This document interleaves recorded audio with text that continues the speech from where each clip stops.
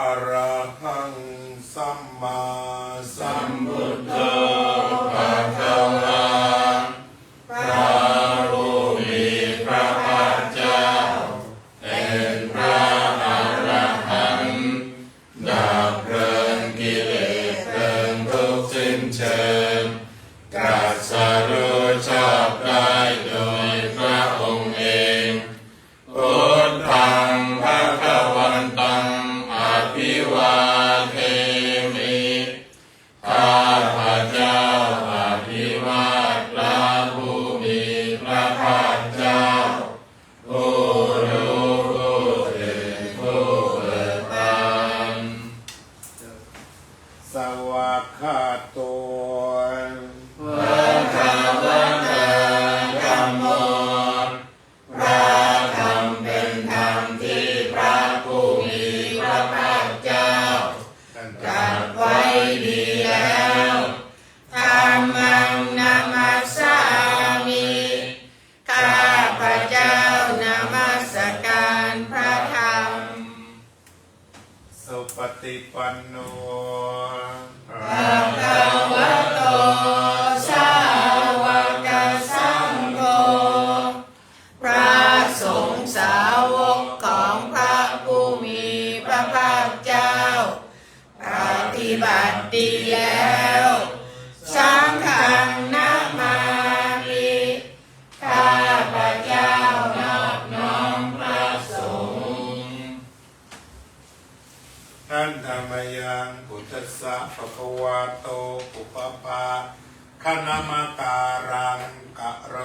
มะเสนะโมตัสสะภะคะวะโตขอนอบน้อมแด่พระผู้มีพระภาคเจ้าพระองค์นั้นอะระหะโตซึ่งเป็นผู้ไกลจากกิเลสสัมมาสัมพุทธัสสะตรัสรู้ชอบได้โดยพระองค์เองนะโมตัสสะภะคะวะโตขอนอบน้อมแด่พระผู้มีพระภาคเจ้าพระองค์นั้นอะระหะโตซึ่งเป็นผู้ไกลจากกิเลสสัมมาสัมพุทธัสสะตรัสรู้ชอบได้โดยพระองค์เองนะโมตัสสะภะคะวะโตขอ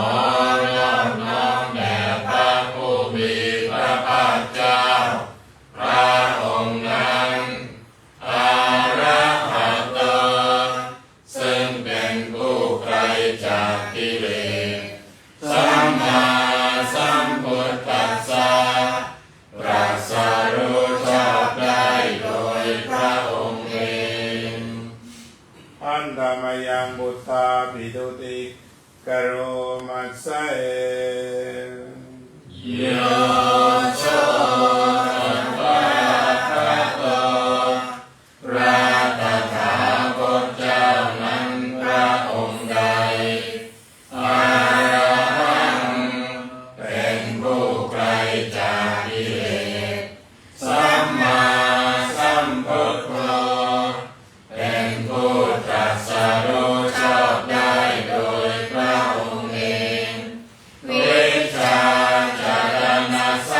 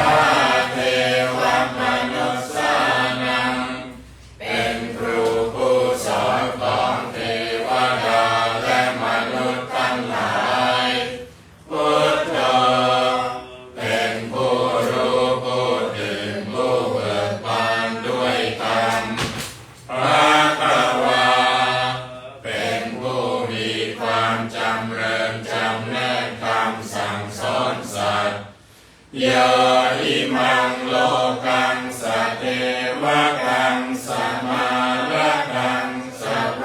มกังสัสสะมานะพรหมมิงประจังสัพเพวมนุสสัมสยังอภิญญาสัจจิกตวะปะเวเทสิพระผู้มีพระภาคเจ้าพระองค์ใดได้ทรงทำความดับทุกข์ให้แจ้งด้วยพระปัญญาอันยิ่งเองแล้วทรงสอนโลกนี้พร้อมทั้งเทวดามารพรหมและหมู่สัตว์พร้อมทั้งสมณพราหมณ์พร้อมทั้งเทวดาและมนุษย์ให้รู้ตามโยธรรมังเทเสสิพระผู้มีพระภาคเจ้าพระองค์ใดทรงแสดงธรรมแล้วอาทิกัลยาณังไพเราะในเบื้องต้นมัชฌิกัลยาณังไพเราะในท่ามกลางปริโยชานะกัลยาณังไพเราะในที่สุดสัทธังสัพพยัญชนะเกวะละปริปุณังปริสุทธังพรหมจาริยังประกาเสสิทรงประกาศพรหมจรรย์คือแบบแห่งการปฏิบัติอันประเสริฐบริสุทธิ์บริบูรณ์สิ้นเชิงพร้อมทั้งอัตถะพร้อมทั้งพยัญชนะ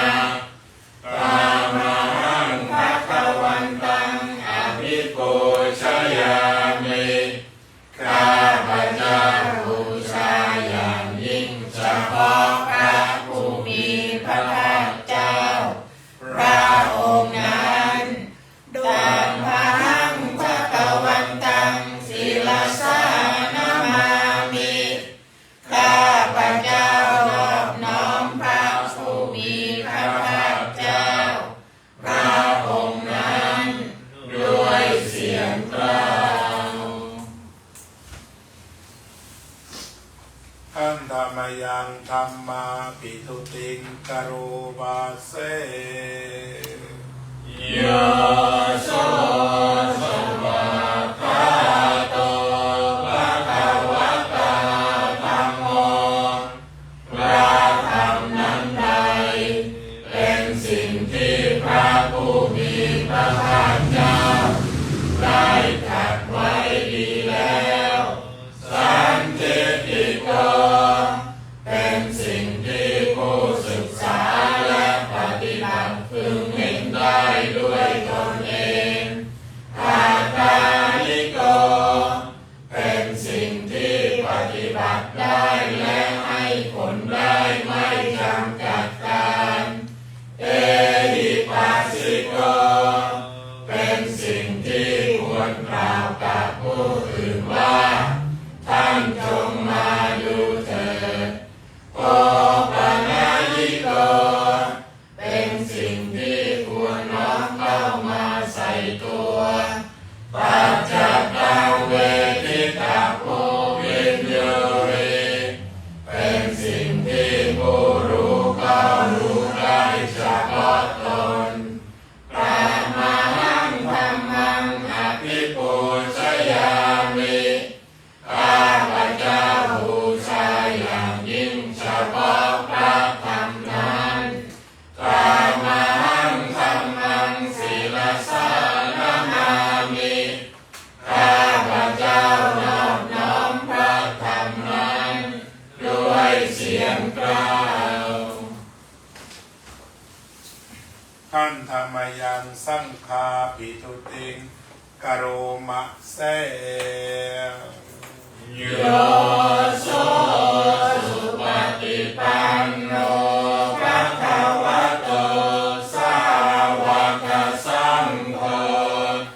ทรงสาวกของพระผู้มีพระภาคเจ้า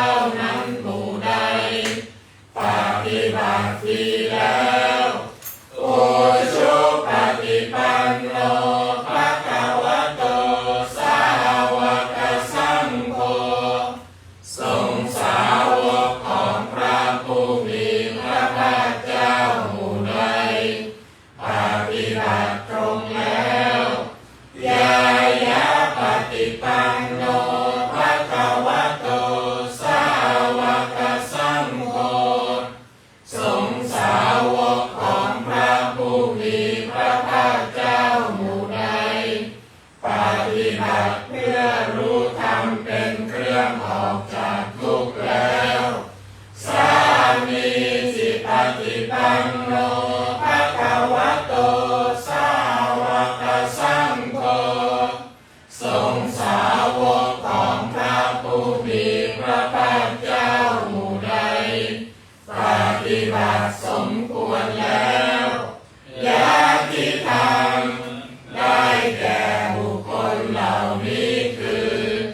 จัตตาริปุริสยุคานิอัตตปุริสบุคลาผู้แห่งบุรุษสี่ผู้นับเรียงตัวบุรุษได้แปดบุรุษเอสะภะคะวะโตสาวกสังโฆนั่นแหละสงฆ์สาวกของพระผู้มีพระภาคเจ้า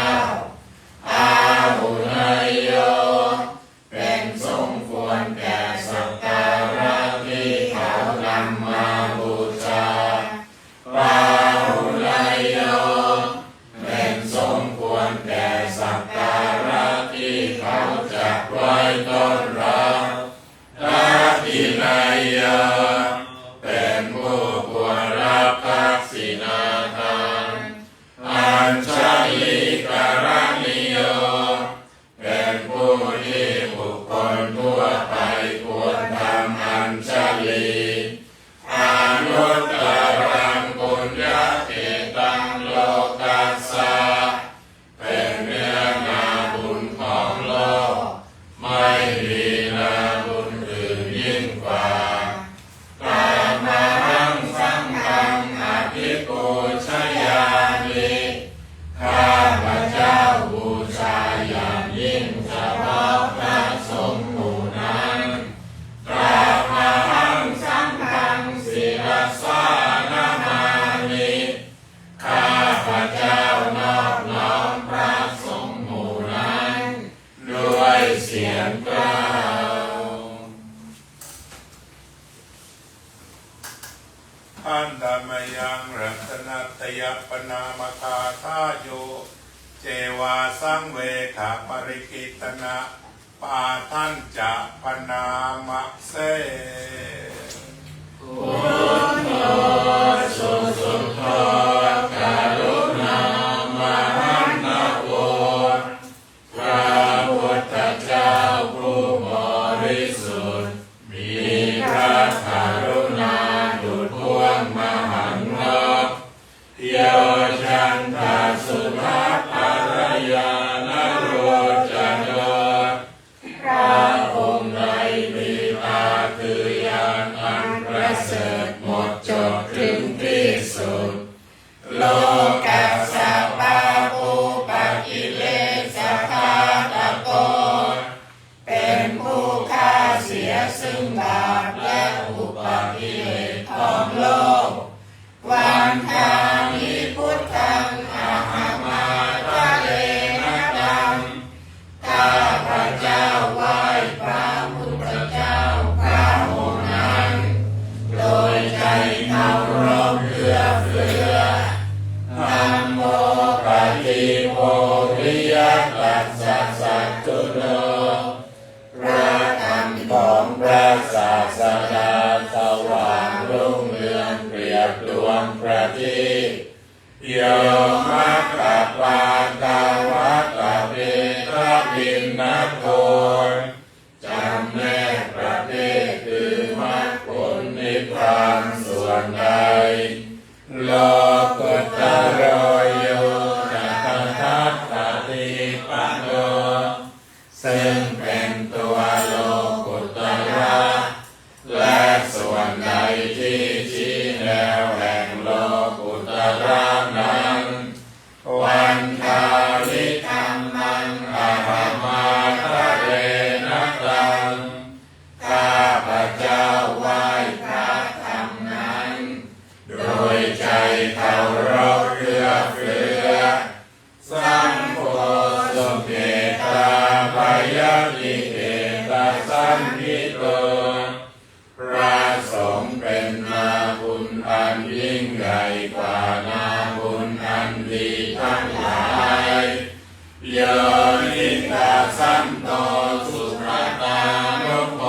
ธโกเป็นผู้เห็นพระนิพพานตรัสรู้ตามพระสุคตหมู่ใดโลละปาริโนอริโยสุเมธาโสเป็นผู้ละกิเลสเครื่องโลเลเป็นพระอริยเจ้ามีปัญญาดีวันทาวิสังฆังอาหังมาทะเลนะตังข้าพเจ้าไหว้พระสงฆ์หมู่นั้นโดยใจเคารพเอื้อเฟื้ออิเกวะเมกังตาภิปุชเนยกังวัตถุตายังวันทายตาริสังขตังปุญญังมยายังนามาสาภุปัตตวามหนตุเวตัสสะปะภาวะสิทธิยาบุญใดที่ข้าพเจ้าผู้ไหว้อยู่ซึ่งวัตถุสามคือพระรัตนตรัยอันควรบูชายิ่งโดยส่วนเดียวได้กระทำแล้วเป็นอย่างยิ่งเช่นนี้ขออุปัฏฐวะทั้งหลายจงอย่ามีแก่ข้าพเจ้าเลยด้วยอำนาจความสำเร็จอันเกิดจากบุญนั้นอิทัตตาคโตโลเกอุปันโนพระตถาคตเจ้าเกิดขึ้นแล้วในโลกนี้อะระหังสัมมาสัมพุทโธเป็นผู้ไกลจากกิเลสตรัสรู้ชอบได้โดยพระองค์เองธัมโมจักเตสิโกนิยานิโกและพระธรรมที่ทรงแสดงเป็นธรรมเครื่องออกจากทุกข์อุปัสสมิโกปรินิพพานิโกเป็นเครื่องสงบกิเลสเป็นไปเพื่อปรินิพพานสัมโพธคามิสุขะภเวทิโตเป็นไปเพื่อความรู้พร้อมเป็นธรรมที่พระสุคตประกาศมายังอังธรรมังสุตวะเอวังชานามาว่าเราเมื่อได้ฟังธรรมนั้นแล้ว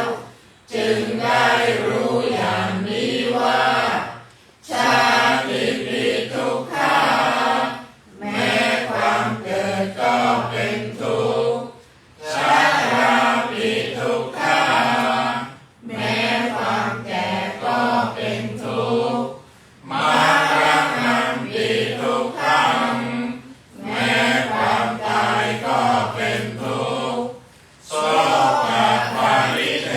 วทุกขโทมนัสสุปายาสาปิทุกขาแม้ความโศกความร่ำไรรำพันความไม่สบายกายความไม่สบายใจความขับแค้นใจก็เป็นทุกข์อาทิเย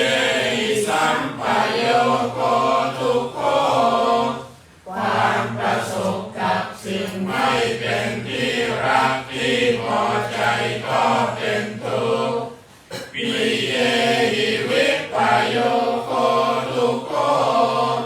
ความพลาดพลาดจากสิ่งเป็นที่รักที่พอใจ วิชังนาลาภติตัมปิทุกขังมีความปรารถนาสิ่งใดไม่ได้สิ่งนั้นนั้นก็เป็นทุกข์สังคิเตนะปัญจุปาทานขันธาทุกขาว่าโดยย่ออุปาทานขันธ์ทั้งห้าเป็นตัวทุกข์สยามที่ทางได้แก่สิ่งเหล่านี้คือรูปุปาทานขันธ์โตขันธ์อันเป็นที่ตั้งแห่งความยึดมั่นคือรูปเวทนุปาทานขันธ์โตขันธ์อันเป็นที่ตั้งแห่งความยึดมั่นคือเวทนาสัญญูปาทานขันธ์โตขันธ์อันเป็นที่ตั้งแห่งความยึดมั่นคือสัญญาสังขารูปาทานขันธ์โตขันธ์อันเป็นที่ตั้งแห่งความยึดมั่นคือสังขารวิญญาณูปาทานขันธ์โตขันธ์อันเป็นที่ตั้งแห่งความยึดมั่นคือวิญญาณเยสังปริยายะเพื่อให้สาวกกำหนดรอบรู้อุปาทานทั้งเหล่านี้เองพระรัตมโนโสภควาจึงพระผู้มีพระภาคเจ้านั้นเมื่อยังทรงพระชนอยู่เอวังพระอุรังสาวกเอวิเลติย่อมทรงแนะนำสาวกทั้งหลายเช่นนี้เป็นส่วนมากเอวังภาคาจะพนัสสะภะคะวะโตสาวกเอสุอนุสาสนีภาหุลาภาวะตติอันหนึ่งคำสั่งสอนของพระผู้มีพระภาคเจ้านั้นย่อมเป็นไปในสาวกทั้งหลายส่วนมากมีส่วนคือการจำแนกอย่างนี้ว่ารูปังอนิจจังรูปไม่เที่ยงเว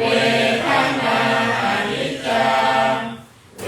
ทนาไม่เที่ยงสัญญาอนิจจังสัญญาไม่เที่ยงสังขาราอนิจจังสังขารไม่เที่ยงวิญญาณังอนิจจังวิญญาณไม่เที่ยงรูปังอนัตตารูปไม่ใช่ตัวตนเวทนาอนัตตาเวทนาไม่ใช่ตัวตนสัญญาอนัตตาสัญญาไม่ใช่ตัวตนสังขาราอนัตตาสังขารไม่ใช่ตัวตนวิญญาณังอนัตตาวิญญาณไม่ใช่ตัวตนสัพเพสังขาราอนิจจาสังขารทั้งหลายทั้งปวงไม่เที่ยงสัพเพ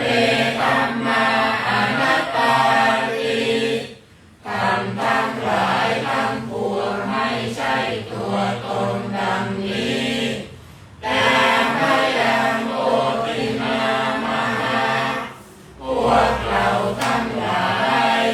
เป็นผู้ถูกครอบงำแล้วชาติยาโดยความเกิดชรามรณะโดยความแก่และความตายโสเกหิปาริเทเว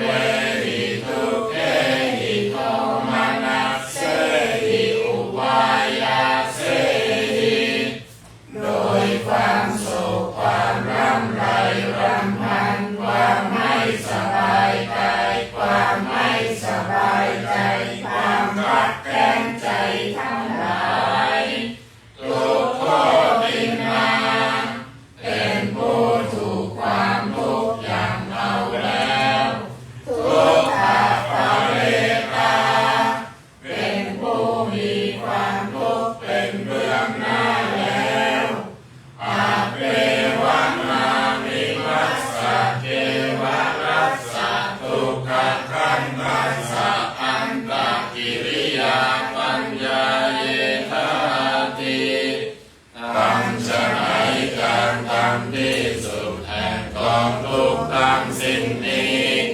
จะพึงปรากฏชัดแก่เราได้จิระปะรินิพพุตังปิตังภคะวันตังอุทิสอะระหันตังสัมมาสัมพุทธังเราทั้งหลายอุทิศเฉพาะพระผู้มีพระภาคเจ้าผู้ไกลจากกิเลส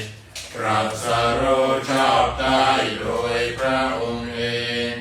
แม้ปรินิพพานนานแล้วพระองค์นั้นสัทธาอาคารัสมาอนาคาริยังปัปปาชิกาเป็นผู้มีศรัทธาออกบวชจากเรือนไม่เกี่ยวข้องด้วยเรือนแล้วตัสสมิงภควติพระมจริยังจรามาประพฤติอยู่ซึ่งพรหมจรรย์ในพระผู้มีพระภาคเจ้าพระองค์นั้นภิกขุนังสิกขาสาชีวะสมาปันนาถึงพร้อมด้วยสิกขาและธรรมเป็นเครื่องเลี้ยงชีวิตของภิกษุทั้งหลายตังโนพรหมจริยังนิมัสสะเกวรัสสะทุกขคันทัสสะอันตกิริยายะสังวัตตตุขอให้พรหมจรรย์ของเราทั้งหลายนั้นจงเป็นไปเพื่อการทำที่สุดแห่งกองทุกข์ทั้งสิ้นนี้เถิดจิระปะรินิพพุตังปิตังภคะวันตังสรณังคัจฉาเราทั้งหลายผู้ถึงแล้วซึ่งพระผู้มีพระภาคเจ้าแม้ปรินิพพานนานแล้วพระองค์นั้นเป็นสรณะธรรมมันจะสำคัญจะถึงพระธรรมด้วยถึงพระสงฆ์ด้วยตัสสะภะคะวะโตสาสนังยะถาสติยะถาพลังมนัสสิกะโลมะอนุปฏิปัชฌามาจะทำในใจอยู่ปฏิบัติตามอยู่ซึ่งคำสั่งสอนของพระผู้มีพระภาคเจ้านั้นตามสติกำลังสาสาโนปฏิปฏิขอให้ความปฏิบัตินั้นของเราทั้งหลายอิมัสสะเกวรัสสะทุกขคันทัสสะอันตกิริยายะสังวัตตุจงเป็นไปเพื่อการทำที่สุดแห่งกองทุกข์ทั้งสิ้นนี้เถิดขอเชิญท่านสาธุชนเปิดหนังสือหน้า36เพื่อการตรวจน้ำต่อไปอันดามยังสัพพะปฏิทานกาตาโยปนามะเสปุญญสิกขานิกาตัสสะญาณัญญาณิกาตานิเมเตสัมจะภาคิโนหนตุสัตตานันตาปมานะปาสัตว์ทั้งหลายไม่มีที่สุดไม่มีประมาณ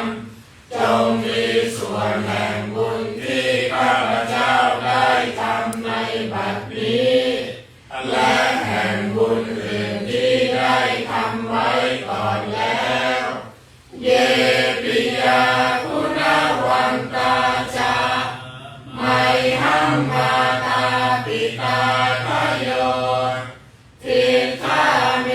จาปยาทิทาวาอันเยมัสสะอเวริโนคือจะเป็นสัตว์เหล่าใดซึ่งเป็น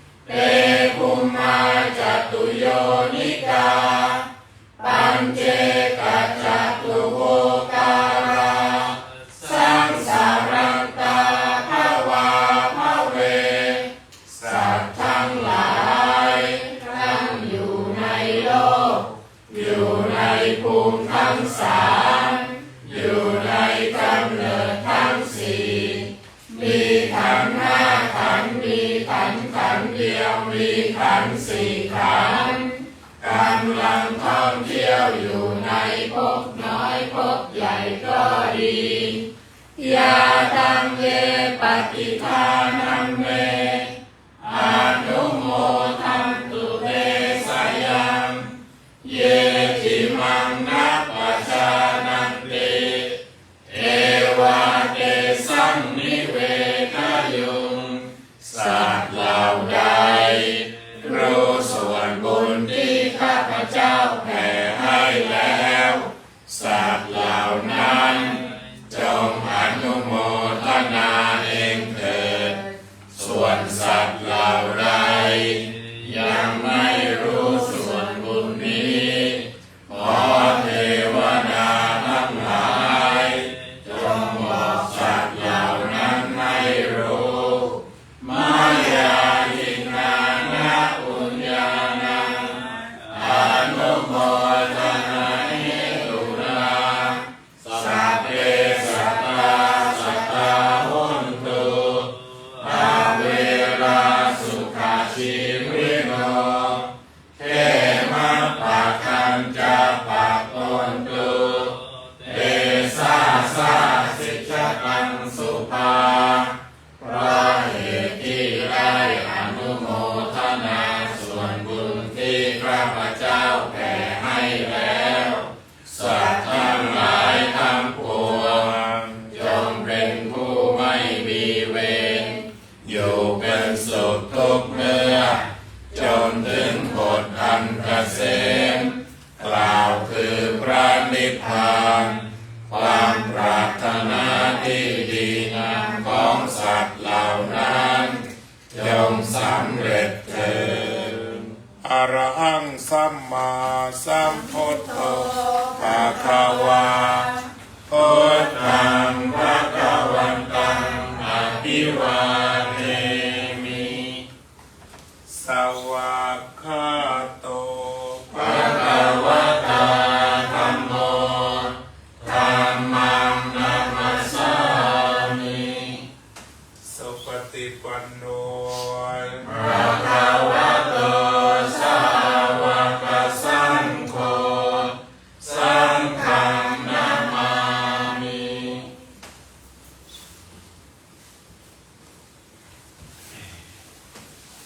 ต้องถวายสังฆทานติดต่อกันไปเลย เวลาไม่มากนักแล้วนะโมตัสสะภะคะวะโตอะระหะโตสัมมาสัมพุทธัสสะนะโมตัสสะภะคะวะโตอะระหะโต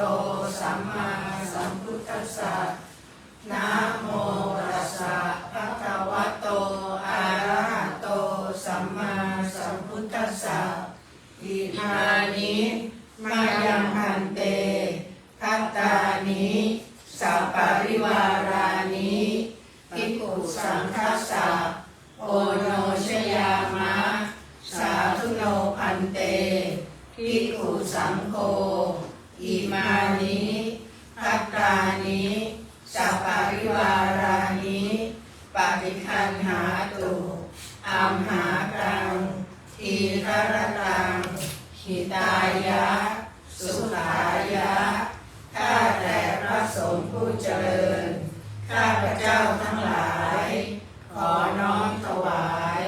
ซึ่งภัตตาหารกับของบริวารทั้งหลายเหล่านี้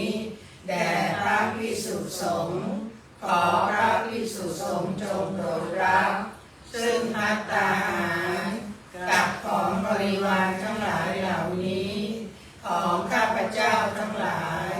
เพื่อประโยชน์เพื่อความสุขแก่ข้าพเจ้าทั้งหลายสิ้นกาลนานเถิดสาธุยะถาวาริวหาปุราปริปุเรนติสาคารังเอวะเมวะอิโตทินังเปตานังอุปกัปปติอิจิตังปฏิตังตุมหังกิปะเมวะ